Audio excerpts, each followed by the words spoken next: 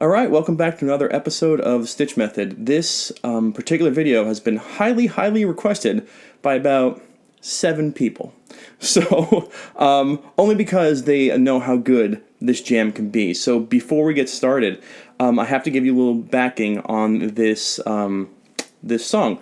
This song was an interlude song done when the Grateful Dead had their 2015 Fare Thee Well concert, and it was played during the intermission. And when I heard it for the first time, my mind was blown. I was asking my wife, like, is this a Grateful Dead song I don't know about? Is this a hidden Jerry track? What's going on here? And a lot of people loved it. And it came out that there was a band called Circles Around the Sun, and they were hired to write the interlude music, and they featured the guitar player Neal Casal. And I was blown away by this particular song called Saturday's Children. So it'll be linked below, It will be linked below, and you can listen to it at first and see Neal's performance on this. I think that out of every In the Mind of I've done, this one perplexed me the most. I listened to the recorded version, I listened to a live version. There was a lot of things going on, and what I have here is mostly all about the recorded version. And in this version, you will see there's 2 solos. There's 2 guitar solos. There's one at about 2.5 minutes in, which is what we'll talk about. And then one later on, which we'll talk about as well. 2 different guitar solos. So, if you haven't heard this, go listen to it. It's a great jam. If you're in a band, it's a great way to warm the crowd up. I think it's just so groovy and so tight. And what you learn from this, I think, will blow your mind. So let's get right down to it. Saturday's Children. An easy chord progression nonetheless. It is E for 2 beats, D for 2 beats, and it kind of snaps to the A, ba-bum for 4 beats, and then G for 2 beats, D for 2 beats, and then snaps back to the E. And so let me get a loop going.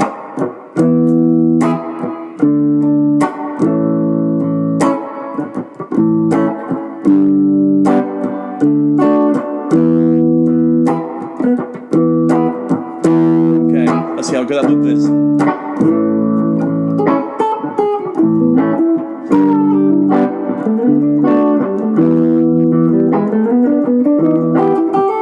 Good. Loop is solid. All right. So when you listen to this song, that's the only thing that's happening, and it's really tasty. So what do we do with this? Well, I'll tell you, when I first heard this almost 3 years ago, right? I was saying to myself, okay, well, we have E, D, A, that's 5-4-1, okay, and then we have the G. I can throw the E mixolydian over this because it looks like it's mostly bound to the key of A, A, D, and E being the 1-4-5.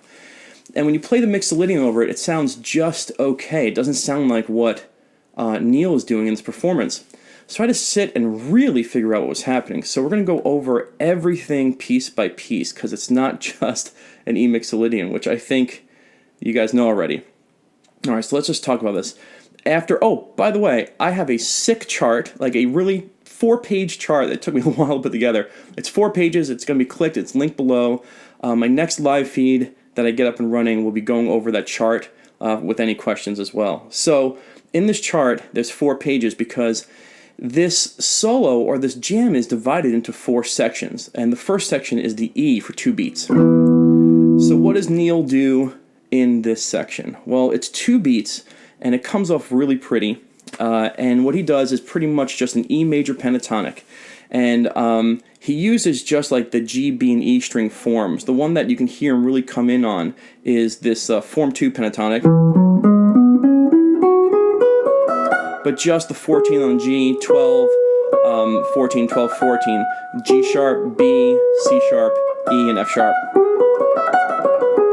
He also comes in from the minor third, and in the chart I have this, the taste of like the Jerry Garcias, Neal Casal, the guitar players, the blues, is when we play the minor third and get to that major third. It's my blues trick number 1 video. I'm sure every single one of you have seen that.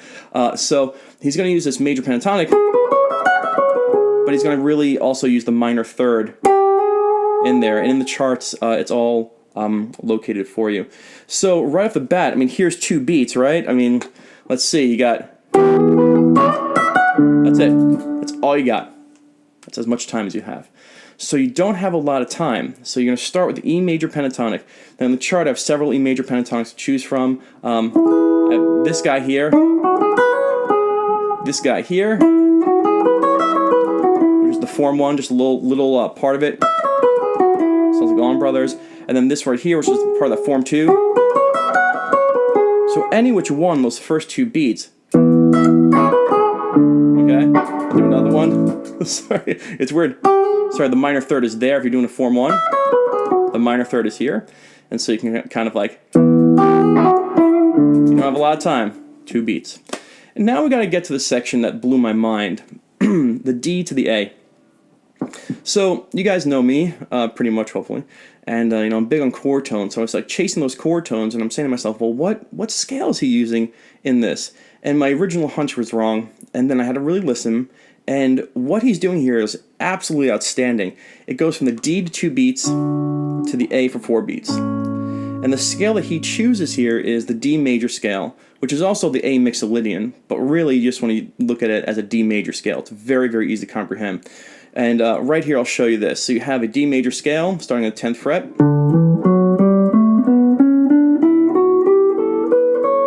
Okay, and I'm going to do it one more time. Let you guys get that. And when he goes to the D, he's going to focus on the chord tones of the D, and I have this little chunk of a D here, it's the E shape.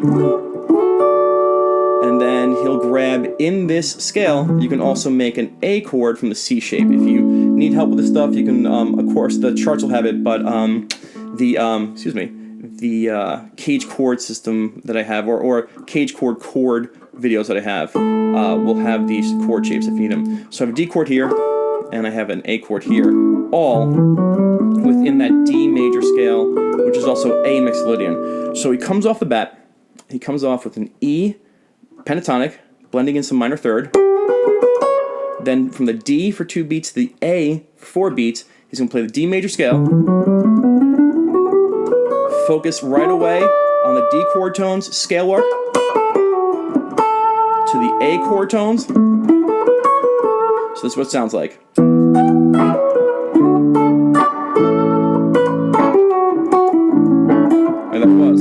that was it. That was it, right? It's so quick. It's E pentatonic for the first 2 beats, E major to the D full scale diatonic, and he's going to grab some D chord tones. Any A chords you want to do, you'll hear him do this. Like, all right, that's from this guy here. These 2 frets on the 9th fret, of the G and B.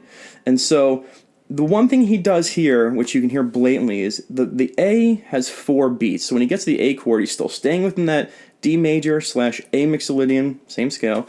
But one thing he does do, again, the charts will have this, is he really several times will put in that minor third thing on the A. So let's take a look. Here's the A chord. This is the 1, this is the major third, so the minor third's right behind it. You'll hear him. And one that he definitely does that I heard right away is this is the 1 here, this is the 3, this is the minor third. So let's see if we can hear that in our solo. Let's see, let me get my looper. There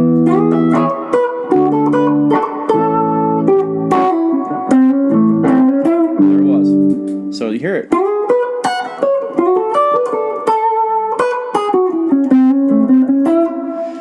And now what do we do next? We only have a G for 2 beats. I know this. I hope you guys are enjoying this. You have a G for 2 beats and then a D for 2 beats. And so when I listened to him, I mean, there's so much color in what Neal is doing. It's like so awesome. And so my original hunch was right. G to D smells like the key of G. And for that, you can just use the E minor pentatonic. And why? Like, I hope you're not like, what in the world, you know? The key of G's relative minor is E minor, so you can use the E minor pentatonic, and it will work out just fine. So he uses the E minor pentatonic, and he grabs some of those G chord tones. When the D comes, he kind of just sits in that D, in that E minor pentatonic. My cat wants to go outside, so I'm going to stop this video for a second before he starts whining, and then I'm going to come right back. Sorry, he's a diabetic old man of a cat, so he's got to go. All right, so I mean, he's got to go to the bathroom. He doesn't have to go. All right, so we're on the G and D part. He focuses on the E minor pentatonic because that's the G and D are in the key of G and also relative minor E minor pentatonic. You can hear it. And one thing I said before my cat wanted to go outside was he really focuses on the G chord tones. So the one I hear him do a lot is on this 7th fret, the minor pentatonic. Now, really quickly, I just want to show you. Like, here's the E, okay, the 7th fret, and you can, and this is part of like a Never Lost, you know, and you have this, and it's really this form 4 pentatonic. The first one, it's it's a form 4 all the way through 7-10, 7-10, 7-9, 7-9, 8-10, 7-10. And so one thing he definitely does is, if you look, there's a G chord here. All right, it's a C-shaped G chord. It goes with this pentatonic shape. All right, so if you look, you have chord tones, 7th fret, 8th fret, 7th fret. Another chord tone is this 10th fret here. That's the G. And it's, again, in that E minor pentatonic, or G major pentatonic, however you want to think about it. And the thing is, what's really cool, and you'll hear him do this, is he'll take this note, this 10th fret, bend it up to this guy, and then play this note. He turns this note from a 2 into, oh my God, he turns this into the major 3rd, okay, of the chords. So he'll play this little, really, but he'll play for the G, and then play a little bit more of this pentatonic. So let's get to that moment first. E major pentatonic for 2 beats. You get to the D and the A, D 2 beats, A 4 beats. And you're going to use the D major scale, but you're going to hit the D chord tones and the A chord tones. Hit a little bit of that minor 3rd on the A, and then we get to the G chord for 2 beats. It's fast. Use your E minor pentatonic. Grab as much of a G chord as you can. Here we go.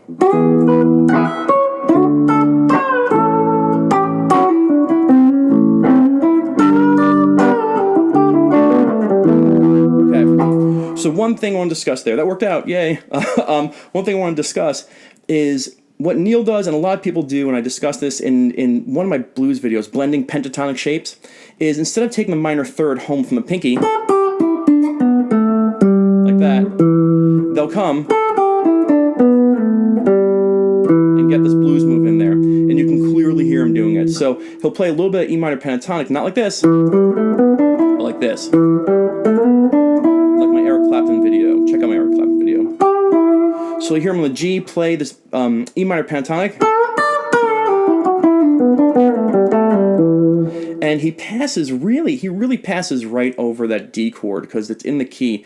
If you want to try hitting some D chord tones on that way, it's just 2 beats. It's in the chart. I haven't heard him in particular focus on that D at that moment. It's G for 2 beats, D for 2 beats. So I'll play the whole thing again before we get to the final E. Hopefully we're all following along. Get the chart if you need to, only if you need to, or write this down. Here we go.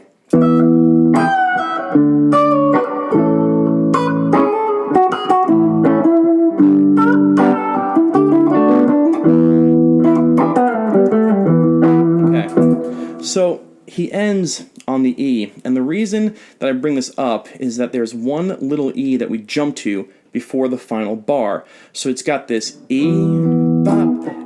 D, and then jump to the A, and then it's got this G, D, jump to the E, and then the count begins right after that. So it's like 1, 2, 1, 2, 2, 3, 4, 1, 2, 1, 2, and 1, 2, 3, 4.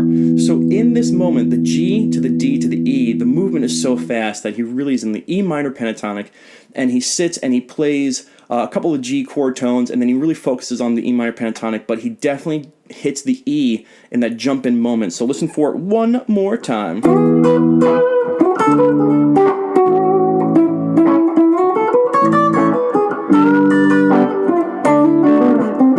There it is. Okay? Now, we're almost at the end, believe it or not, but we have a lot to do. But we're cruising through this.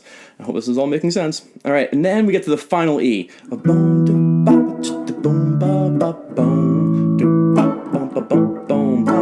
G, D, and E, and then 2, 3, 4. That guy, that 2, 3, 4. All right, so what does he do there? Well, he does something absolutely awesome. He uses his MixoDorianBlues scale.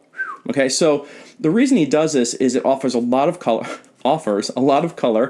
and you can get a lot of sound out of this. So a MixoDorianBlues scale, Sorry, my cat wanted to come back in.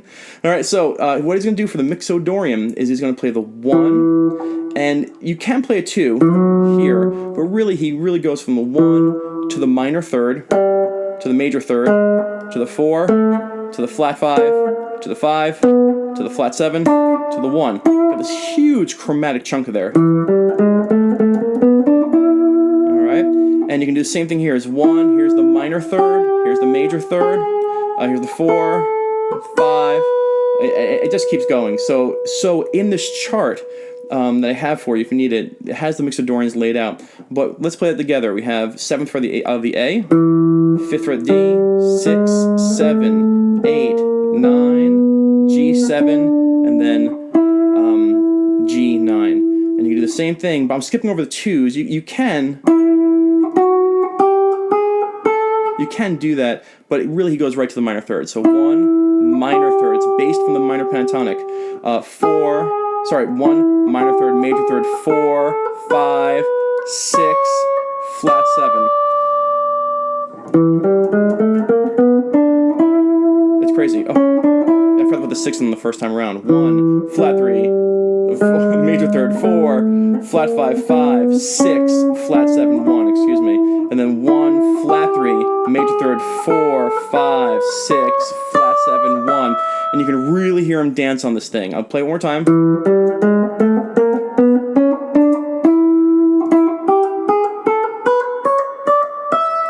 And so he puts that on the last E, and he dances between the major and the minor. He throws in the flat 5 when he wants to. It's really, really pretty once you get a flow of that scale down. So here we go.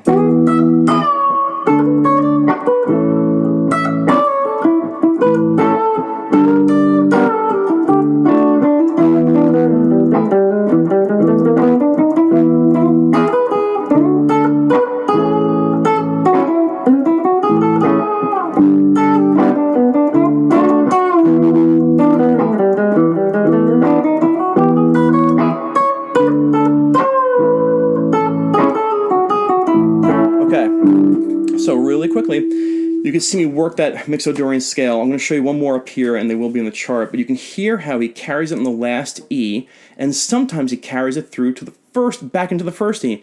Sometimes he goes right to the pentatonic again. So what we have here is a huge, mindset of soloing. I've never seen anything this categorized before. It's really, really cool. It takes a lot. If you were learning this, I'm trying to be honest, if you were learning this from the get-go, it would probably take a month for you, and I'm not trying to insult anyone, but it'd just take a month for you to get the flow of everything very, very, very comfortably, if you're kind of new to moving your scales around. So go really, really, really slow. I want to show you again this MixoDorianBlues scale up on the 12th fret.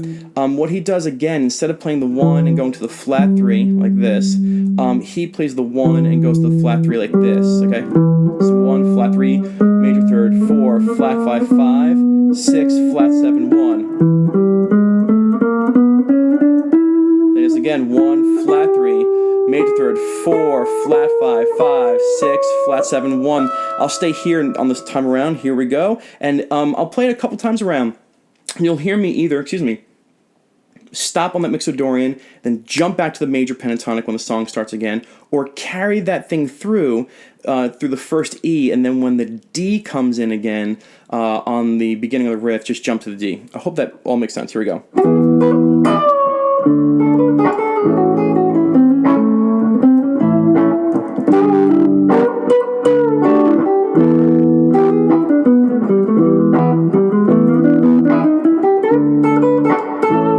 I mixed it.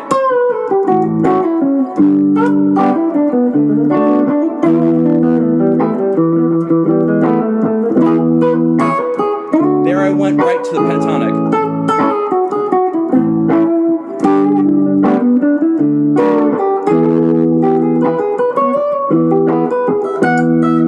Pentatonic.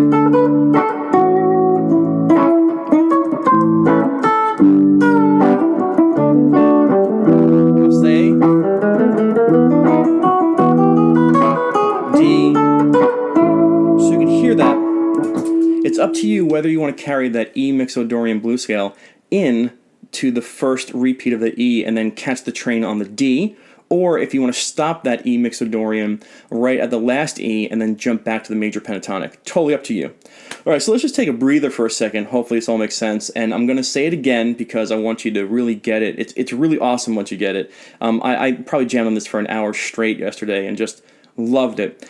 So we've categorized these chord progressions into these awesome settings. E major, is on there for 2 beats, so it's a standalone, right? And it just plays that E major pentatonic anywhere. The chart's going to have an E major pentatonic from about the 7th fret up to about the 15th fret.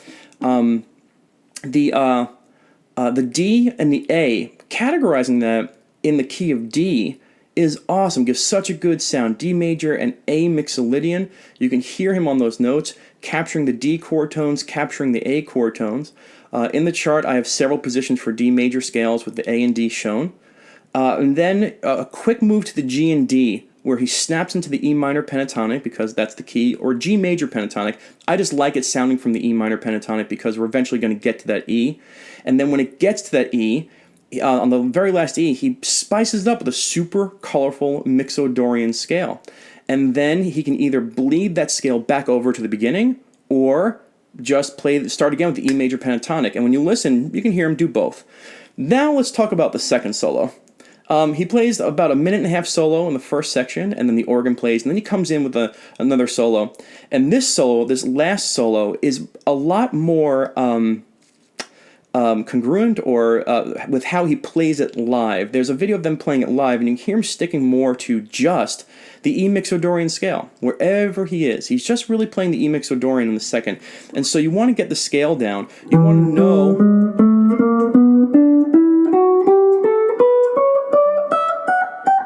as much as you can of it. And again, the chart has it on 12 and 7. But here's the premise. You guys have all seen the Never Lost pentatonic, and those intervals are 1, flat 3, 4, 5, and flat 7. And then once you learn, once you have a 1 and you have a flat 3, well, your major third is behind the 4, your 4 is here, your flat 5 is between the 5 and the 4, right? And then your flat 7s, your 6 is behind it. So if you can find an E anywhere, you can find an E. You can memorize and come up and own a MixoDorianBlues scale, which would be 1, 2. If you want to put the 2 in, you can, but it's very rare they use it. 1, 2, flat 3, major third, 4, flat 5, 5, 6, 6, flat 7, 1. Not like me. Don't do it like me. But you can get the scale down anywhere you want to. 1, 2, 3, flat 3, major third, 4, flat 5, 5. And you can sit and experiment and understand if you can grab a minor pentatonic, you can kind of shape that. So I'm going to play out for a little bit, and hopefully this all made sense. I'm going to play a couple solos like he does in the first one, which has that categorized movement of scales, and then I'm just going to play a Mixodorian scale and probably fade out. I hope you enjoyed this. Again, it's a monster lesson, and it's probably one of the hardest ones I've done, to be honest. I hope you enjoyed it. The charts, again, you don't have to get them, but it's 4 pages, and it has all the visuals. And my next live feed, hopefully, if I can get my live feeds up and running again, will be on the chart and the song and answering any questions. All right, so here we go. I'm actually going to get the real backing track and play it, and here we go.